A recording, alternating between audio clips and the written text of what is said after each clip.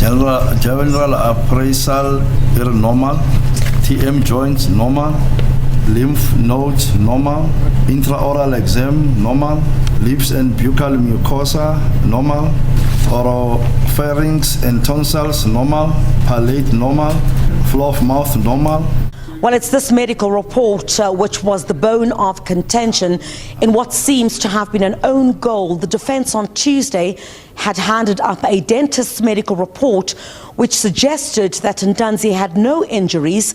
Advocate Thulani Mngomezulu said he merely handed it up as alibi evidence to demonstrate that Ntanzi had not appeared in court but had visited the dentist and did not want the contents of that document used as evidence. We never agreed with the state in relation to the contents of what is before this lordship.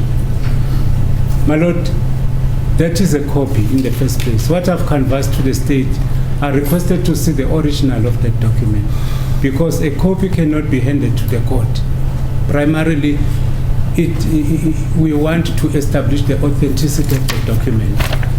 Secondly, if we did not agree on the contents, then the author of the document must be called to testify, to lay the basis upon which he or she made that finding.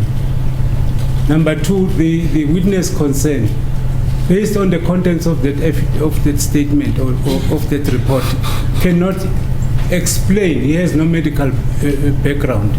But the state said it planned to call the dentist to the witness box and argued that that document had been legally handed up and should stand as evidence. The defense handed up the document. They approached the state and said, can we hand up this document? And we agreed. And they wanted to use the document which they used, but now that it appears as if it's to their disadvantage, now they want certain portions to be disregarded. It doesn't work that way, my lord. Once a document has been handed up by agreement, it binds the parties. Well, Judge North agreed with the state and made this ruling. The application, Mr. Mngomezulu, is not acceded to. It is dismissed. But having said that, you and your colleague, you can call any witness you want.